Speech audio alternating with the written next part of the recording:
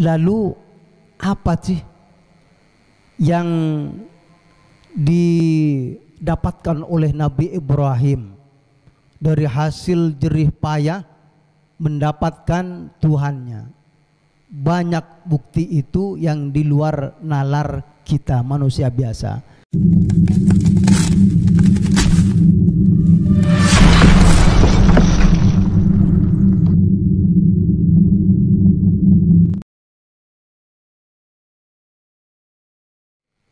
Assalamualaikum warahmatullahi wabarakatuh.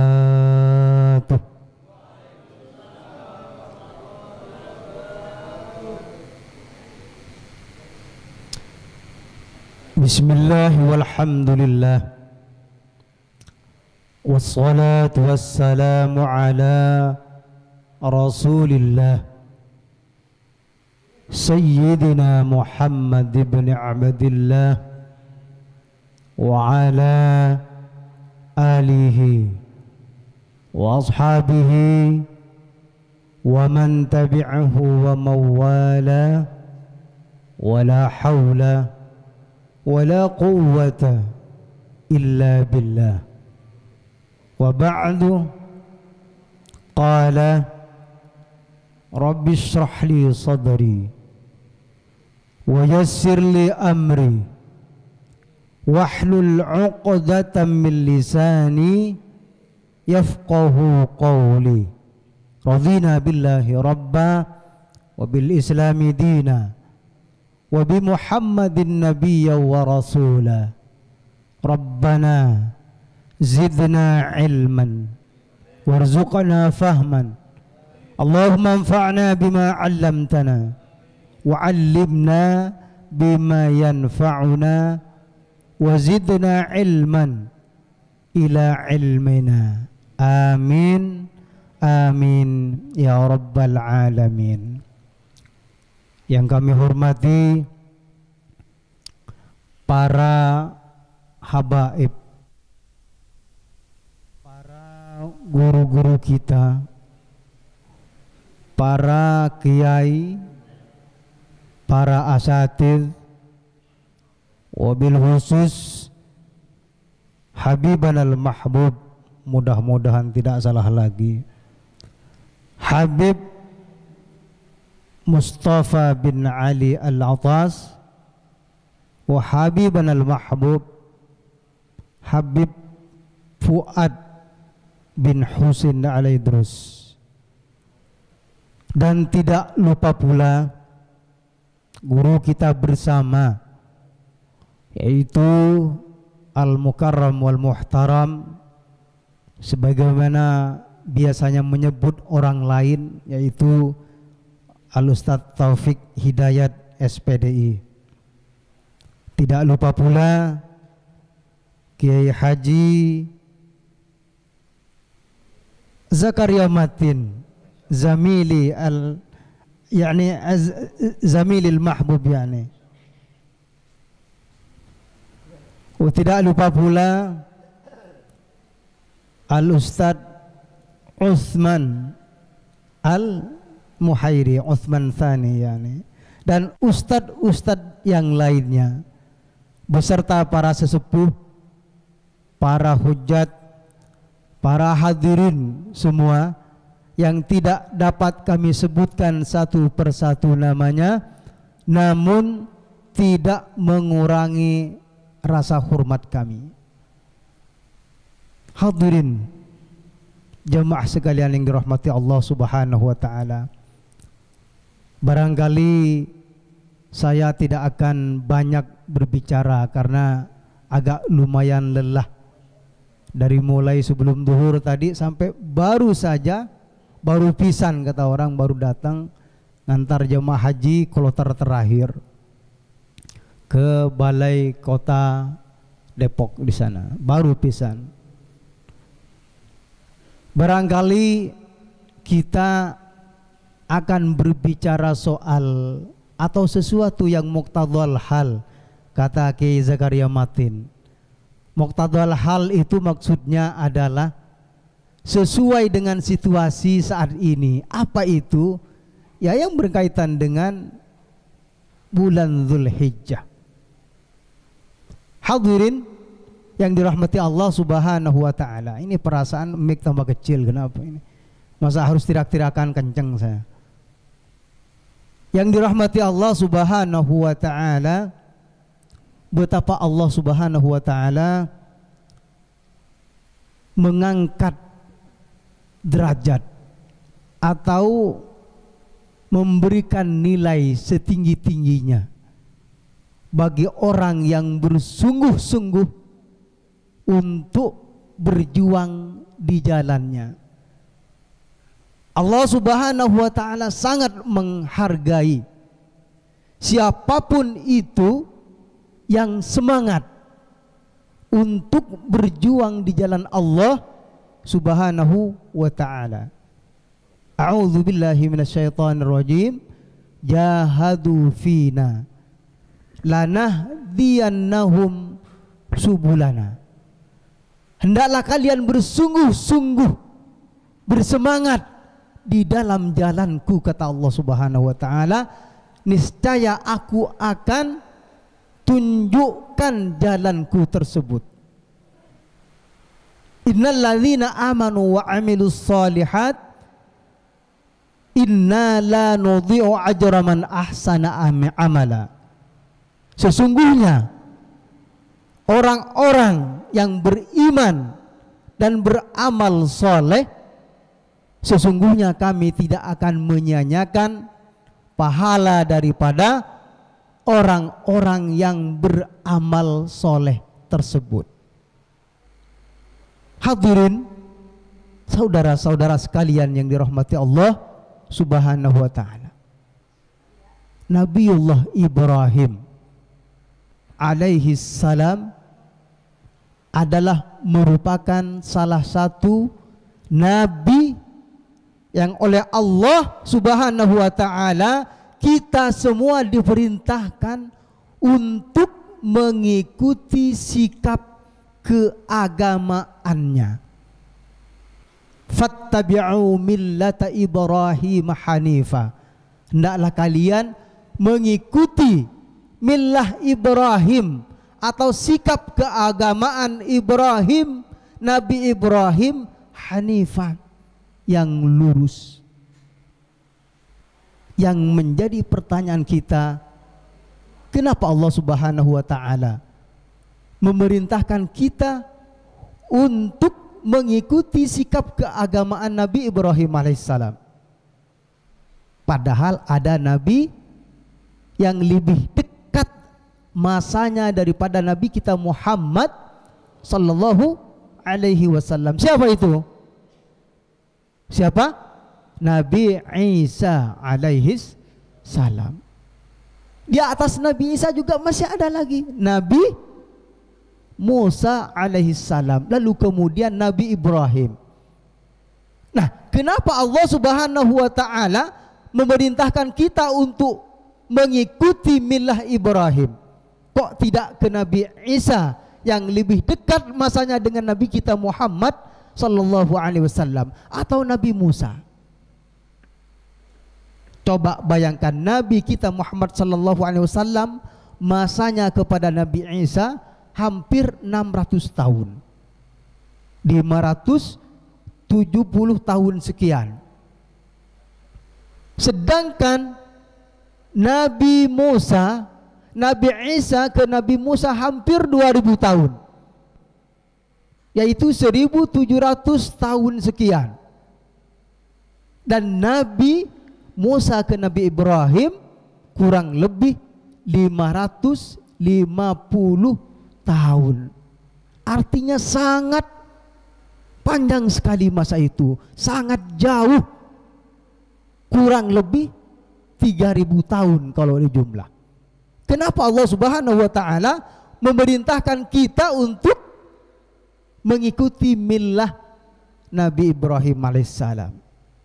Tentu kalau Nabi Isa, mohon maaf karena sudah diselewengkan oleh pengikutnya, disanjung-sanjung, dipuji-puji, berlebihan sehingga dibuatnya beliau sebagai Tuhan. Mungkin dianggap rusak oleh Allah Subhanahu wa taala. Termasuk juga Nabi Musa. Barangkali karena mendapatkan atau konsep ketuhanannya tidak seperti Nabi Ibrahim alaihis salam. Lalu bagaimana kalau Nabi Ibrahim? Coba kita pernah baca enggak surah Al-An'am? Pernah baca enggak bagaimana Nabi Ibrahim alaihissalam mencari Tuhannya dengan cara konservasi empiris atau penelitian atau melalui renungan, melalui penelitian. Yang pertama yang direnungkan oleh Nabi Ibrahim alaihissalam adanya bintang.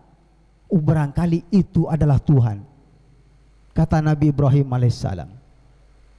Ternyata bintang terbenam. Oh, berarti bukan Tuhan. Yang tadinya diyakini Tuhan oleh Nabi Ibrahim, berbalik Nabi Ibrahim untuk tidak meyakini karena bintang hilang, terbenam. Lalu kemudian ketika bintang tidak diyakini oleh Nabi Ibrahim, ada bulan. Bulan lebih besar cahayanya, lebih besar bentuknya, lebih terang cahayanya. Ini barangkali Tuhan, kata Nabi Ibrahim. Diyakini oleh Nabi Ibrahim bahwa bulan itu adalah Tuhan, tetapi bulan pun terbenam dan menghilang. Oh, berarti ini bukan Tuhan, kata Nabi Ibrahim. Lalu kemudian apa yang dikonservasi terakhir? Matahari. Oh, berarti ini mungkin Tuhan. Matahari lebih besar, lebih terang cahayanya. Akan tetapi matahari pun juga terbenam dan menghilang. Sehingga Nabi Ibrahim hampir putus asa. Pasrah kepada Allah Subhanahu wa ta'ala. Apa yang dikatakan oleh Nabi Ibrahim? La illam yahdini rabbi la akunanna minal qaumid dhalin. Seandainya Tuhanku tidak memberiku petunjuk atau hidayah, niscaya aku termasuk kaum yang tersesat, kata Nabi Ibrahim alaihissalam. Lalu kemudian Allah Subhanahu wa ta'ala pada akhirnya memberikan pengertian dan keyakinan yang kuat terhadap Nabi Ibrahim alaihissalam, sehingga Nabi Ibrahim meyakini bahwa ada Tuhan yang pasti yang menciptakan langit dan bumi. Keyakinan itu datang, pengertian itu datang dengan sekuat-kuatnya kepada Nabi Ibrahim, sehingga Nabi Ibrahim mempunyai keimanan dan ketakwaan kepada Allah yang luar biasa. Akan tetapi tidak berhenti di situ. Nabi Ibrahim masih penasaran. Dalam surah Al-An'am itu bahwa masih minta kepada Allah, ya Allah, tolong perlihatkan bagaimana engkau menghidupkan orang mati. Apa kata Allah Subhanahu wa ta'ala? Ibrahim, apakah engkau belum yakin atau belum percaya? Kata Nabi Ibrahim, bukan kami tidak yakin dan tidak percaya ya Allah, akan tetapi agar hati kami ini tenang, agar hati kami ini menjadi yakin lebih kuat terhadap engkau, bahwa engkau adalah pencipta langit dan bumi. Akhirnya Allah Subhanahu wa ta'ala memerintahkannya untuk mengambil 4 burung.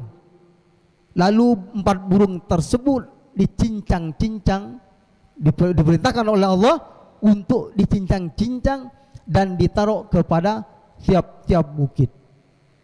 Lalu kemudian disuruh panggil oleh Allah Subhanahu wa ta'ala. Itulah cara Nabi Ibrahim menemukan Tuhannya. Sama juga dengan kita.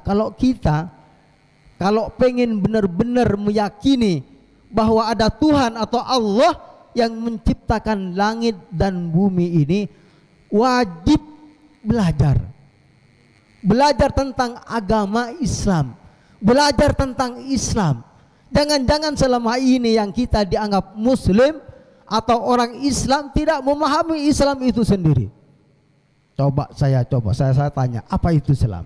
Ada yang tahu enggak? Islam itu apa? Ada yang tahu enggak? Nah, ini karena Islam kita ma wajadana alaihi aba'ana. Dengar dari bapak kakek kita, kita tidak pernah belajar.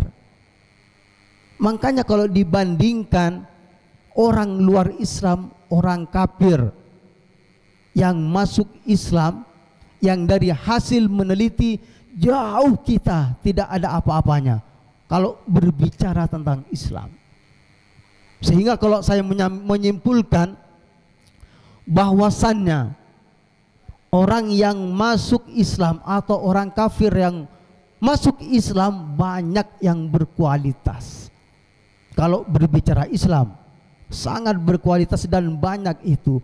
Beda kalau dibalik, misalkan ada orang Islam pindah ke agama lain, pasti orang tersebut tentang keagamaan tidak berkualitas. Dan itu terbukti secara fakta. Tidak ada sampai saat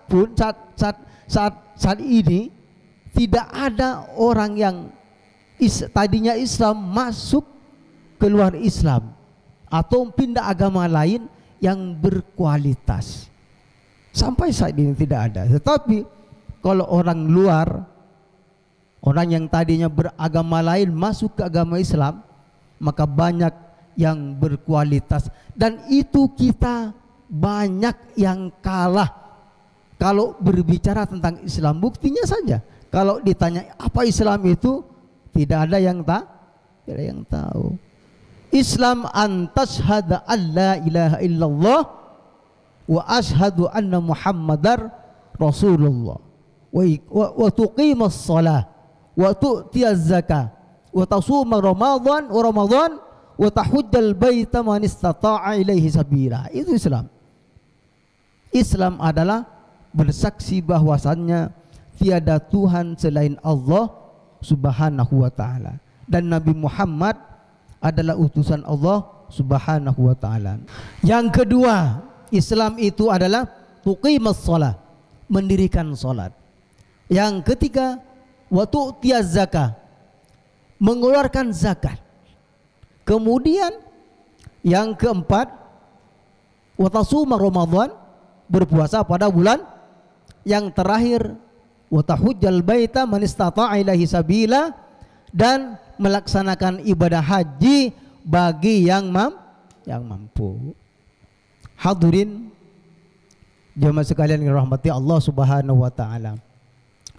Lalu apa sih yang didapatkan oleh Nabi Ibrahim dari hasil jerih payah mendapatkan Tuhannya? Banyak bukti itu yang di luar nalar kita manusia biasa. Yang pertama, Nabi Ibrahim menempatkan keluarganya biwadin ghairi dzi zar'in inda baitikal muharram. Pertama yang dilakukan oleh Nabi Ibrahim. Ini bukti kalau orang yang benar-benar bertakwa kepada Allah Subhanahu wa taala. Nabi Ibrahim meletakkan anak keturunannya di tempat yang kering kerontang, yang tidak ada tanda-tanda kehidupan. Di mana itu? Di Makkah Al-Mukarramah. Wadin itu adalah lembah, ghairi dzi zar'in, tidak ada tumbuh-tumbuhan. Emang benar, tidak ada tumbuh-tumbuhan sama sekali di lingkungan Masjidil Haram. Kalau kita ke Timur Tengah, apalagi misalkan di lingkungan Masjidil Haram, kalau pengen banyak bertanya, tanya sama Haji Taryono misalkan. Kalau enggak gurun pasir, batu cadas di sana. Sedih sekali ngelihatnya. Tetapi apa yang terjadi? Karena Nabi Ibrahim orang yang benar-benar bertakwa kepada Allah Subhanahu wa taala. Sayyidah Hajar, istrinya yang bersusah payah untuk mencari asupan atau minuman buat anaknya, mundar mandir 7 kali antara Safa dan Marwa, tidak mendapatkan, dan ternyata asupan makanan itu ada di bawah kaki anaknya Nabi Ismail alaihissalam. Apa itu air zam? Ini bukti bahwa air zam-zam itu mukjizat dari Allah Subhanahu wa taala. Yang perlu diketahui oleh kita bahwa air zam-zam itu tidak hanya menghilangkan dahaga, tidak hanya menghilangkan haus, akan tetapi insya Allah air zam-zam itu akan mengenyangkan kita. Seperti infus, kita minum lapar, insya Allah kenyang. Yang kedua, bahwa air zam-zam itu adalah mukjizat dari Allah. Kita tahu dalam ilmu pengetahuan agama, ilmu pengetahuan alam, bahwasanya terjadinya sumber mata air itu kalau ada pepohonan, ada hujan. Tetapi kenyataannya di Makkah Al-Mukarramah pepohonan tidak ada, hujan pun juga tidak, kalaupun ada jarang sekali. Tetapi kenapa kok ada sumber mata air yang luar biasa, yang insya Allah tidak akan pernah surut sampai yaumil qiyamah? Itulah mukjizat daripada air zam-zam. Pertama, itu adalah tanda bahwasanya Nabi Ibrahim benar-benar luar biasa ketakwaannya kepada Allah Subhanahu wa taala. Yang kedua, apa buktinya? Bahwa Nabi Ibrahim ini adalah manusia yang luar biasa, yang di luar nalar kita ketakwaannya. Yang kedua adalah kalau beliau berkurban, ya, maka tidak tanggung-tanggung, ribuan kambing, ratusan sapi, puluhan unta. Ribuan kambing, ratusan sapi, puluhan unta. Kalau kita siap Ustaz insyaallah, tapi paling arang sama tusukannya begitu paling. Nabi Ibrahim, bahwa dia adalah orang yang benar-benar bertakwa kepada Allah Subhanahu wa taala, kalau berkorban ribuan kambing, ratusan sapi, puluhan unta. Tidak hanya di situ, saking takwanya kepada Allah Subhanahu wa taala, ketika anaknya yang boleh pengen sampai beliau sepuh, Nabi Ismail alaihissalam, ketika diperintah oleh Allah Subhanahu wa taala untuk dikurbankan, untuk disembelih, maka dilakukan oleh Nabi Ibrahim alaihissalam. Sebagaimana firman Allah Subhanahu wa taala, ya bunayya inni ara fil manam anni albahuka panzur madza tara. Wahai anakku, aku bermimpi dalam tidurku bahwa aku menyembelih kamu, bagaimana pendapatmu? Kata Nabi Ibrahim alaihissalam kepada anaknya Nabi Ismail. Kata Nabi Ismail, ya abatif'al ma tu'mar, satajiduni insyaallah minas sabirin. Wahai ayahku, kalau memang itu perintah Allah, maka lakukanlah. Insya Allah engkau akan mendapatiku termasuk orang-orang yang sabar. Itulah Nabi Ibrahim. Makanya oleh Allah Subhanahu wa taala kita diperintahkan untuk mengikuti millah atau sikap keagamaannya. Mudah-mudahan kita semua disehatkan oleh Allah Subhanahu wa taala, panjang umur penuh dengan ketaatan dan ketakwaan, meniru Nabi Ibrahim alaihis salam. Amin amin ya rabbal alamin. Demikian yang dapat kami sampaikan, kurang lebihnya kami mohon maaf yang sebesar-besarnya. Wallahul muwaffiq ila aqwamit thoriq, wal afu minkum. Wassalamu alaikum warahmatullahi wabarakatuh.